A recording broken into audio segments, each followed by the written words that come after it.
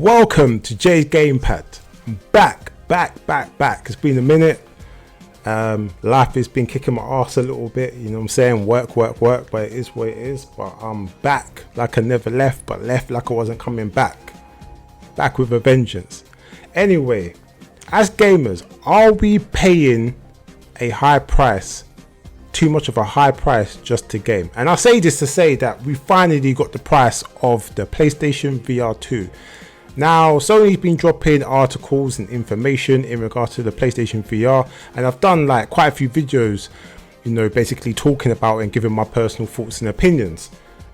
And in each of them videos, I've always said, how much is this gonna be? Where's the pricing? Why is it Sony hasn't dropped the pricing? They can show us what it looks like, they can tell us the specs, you know, they can tell us the games that are, you know, are in the making, that's in production for this hardware.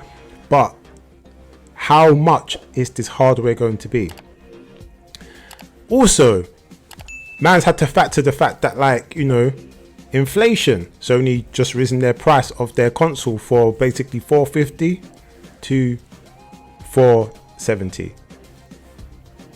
Wait, is it $470 or $480? I can't remember, but they've risen the price of their console. That's the point I'm trying to make. And it's like, okay, so if they're raising the price of their console, then how much is the PlayStation VR2 headset going to be? I don't really see or hear anybody else really talking about it or using that as a metric to figure out how much this VR headset could potentially be. Now we know it's basically going to be £530 over here in the UK. In Europe, it's basically €600. And in the States, it's basically $550. I'm not doing this 99 cents pound bullshit like Lowy, you know what I'm saying? Like it's $550. Now that's crazy to me because this is essentially more expensive than the PlayStation 5 itself. It's crazy. Like, even with the increase, it's still more expensive than the PlayStation 5, and the PlayStation 5 is a very expensive piece of hardware. Now, I heard recently that Xbox basically, it cost them about $700 to make an Xbox Series X. So they're taking a mad hit.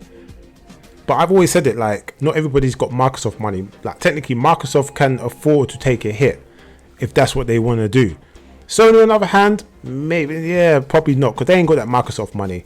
But the point is that when I was always thinking about how much is this VR headset gonna be, I was like thinking to myself, okay, so we've got the inflation, we've got the issue with them manufacturing like the chips and certain components for the consoles, and you know, I'm going to assume it's a similar thing with the like headset hardware as well.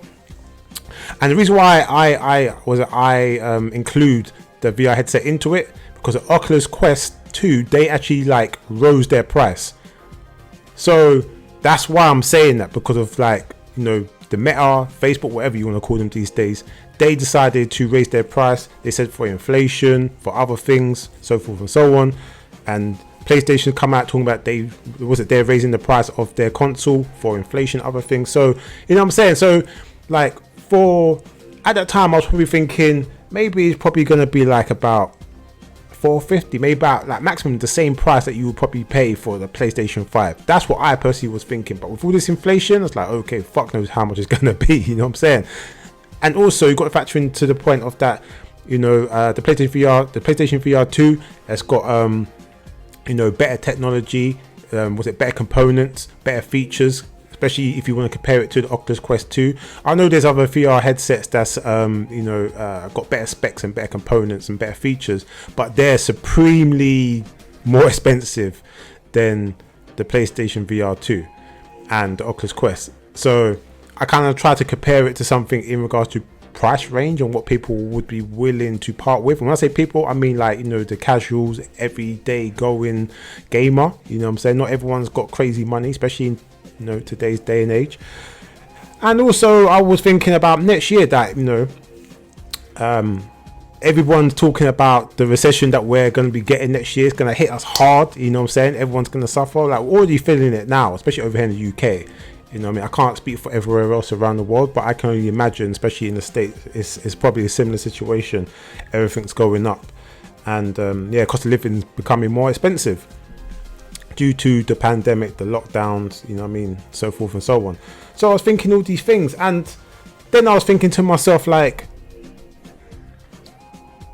with all that in mind, is it still justifiable to price a hardware more than a console that you need to play it?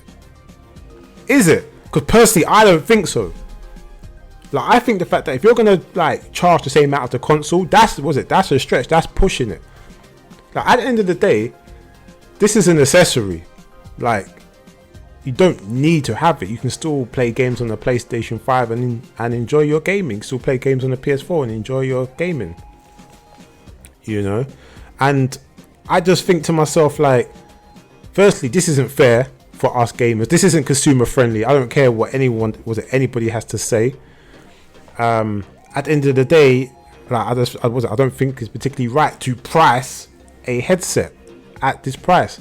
People will argue, like I said, about the specs and the components and features, and like, this is the reason why this is better than Oculus Quest. You can't compare the Oculus Quest to it, but I can compare it to it in terms of what people in this day and age, you know what I mean, like the average gamer, the average consumer is willing to pay for a, like, let's keep it real.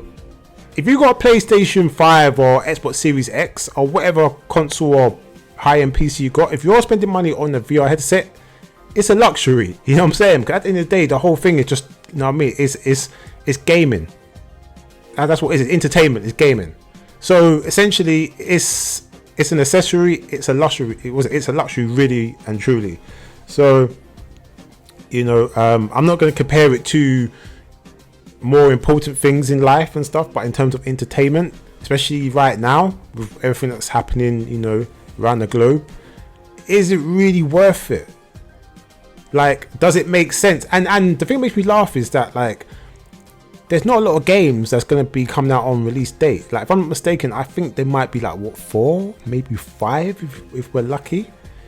And how much are these games going to be? Are they going to be priced the same are they going to be priced the same as the PlayStation 5 games on release date? Because over here the games are like 70, 60 pound.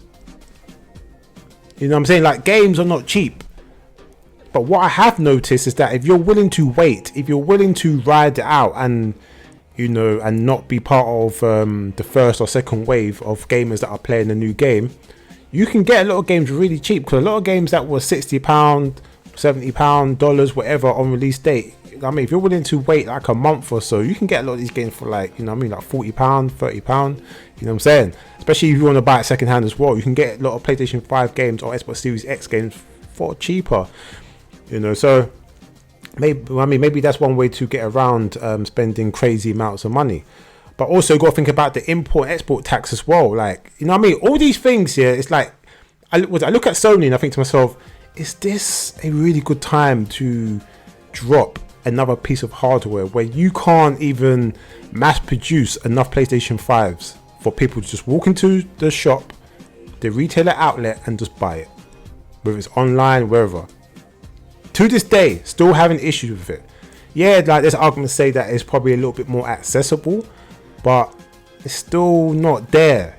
I mean, like, still not there how it was compared to the PlayStation 4 when it first came out, you know. So it's like, still having issues with mass producing the chips, getting the components and building the PlayStation 5, but yet they want to bring out another piece of hardware.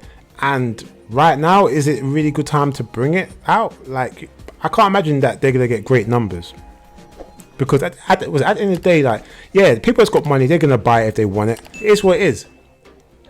But the majority of the numbers comes from casual gamers, everyday ordinary people that want to get into it. And the whole point of console gaming or gaming in general is to get more casual people into gaming. Like, you need to make the entry point attractive, feasible.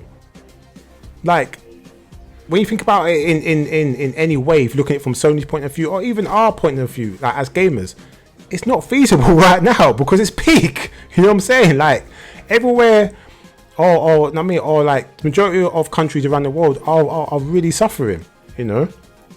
financially.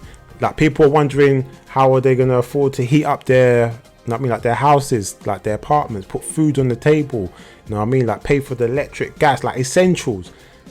So it's like, it's right now really the perfect time, or good time, should I say, to bring out another piece of hardware that's going to be more expensive than the PlayStation 5 was on release date, and it's still more expensive than the PlayStation 5, even though Sony has risen the price everywhere apart from America, of course.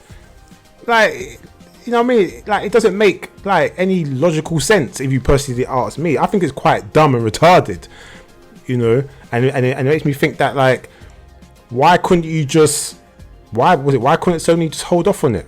Why couldn't Sony wait until, I don't know, maybe like later on next year, the end of next year, or when the recession, if we're going to have a recession, when it starts, getting better, and the world economics and stuff starts flowing the way that it needs to flow, so everyone can go back to having a reasonable standard life, or standard way of living, where we have the extra income and resources to want to spend a little, well, I don't know about little, but was it extra money on a PlayStation VR2, for £530? That's a lot of money. That is a lot of money, man. That is a lot of money, and Christmas is coming as well. It's crazy. It's crazy. So I just think to myself, is it really worth you spending the money in 2022 going into 2023 with Sony, PlayStation, bringing out new games, bringing out new hardware, raising the price of their current hardware, i.e. the console? Is it really, is it really feasible? Like, is it worth doing it? To the everyday gamer? No, I don't think so. I don't particularly think it is. I think it's a waste of money, to be honest with you, time and money. And unless, like, you played, unless this PlayStation VR 2 headset comes with some like extra features that we don't know about, that changes our whole life in terms of like making money and improving our everyday living. I just don't think it's really worth it. But it's interesting we finally got the price. So, it is what it is. But I don't know, man. I don't know. Let me know what you think. I'm saying? Do you agree with me? Do you disagree? Is there another point of view that I'm not even thinking about? Another aspect of it? I don't know. But whatever it is, please let me know in the comment section down below. You can chop it up. I'm saying? I'm very passionate when it comes to gaming. Also VR gaming. I currently still own a PlayStation VR headset, 2nd generation, but I've got the first VR headset, and I actually really enjoy the games, and I really enjoy it, And also as well, like, do you think that the future of gaming is gonna be, a lot of developers are making their games, especially if their games are first person, a lot of developers could be potentially making games with, standardly, and with the VR feature in mind? Is that the future of gaming? Because I say that because you've got you've got Capcom, and they seem to be doing a lot. You've got Resident Evil 8, you've got first person, third person, and it's coming with a VR feature. We're seeing something similar with Resident Evil 4. It's going to be third person, and it's going to have a VR feature. Could we potentially get a first person view or perspective in Resident Evil 4 remake? Is this the future of Capcom? Is this the future of gaming? I don't know. It's a possibility. Maybe they can kill 2 or 3 birds with one stone.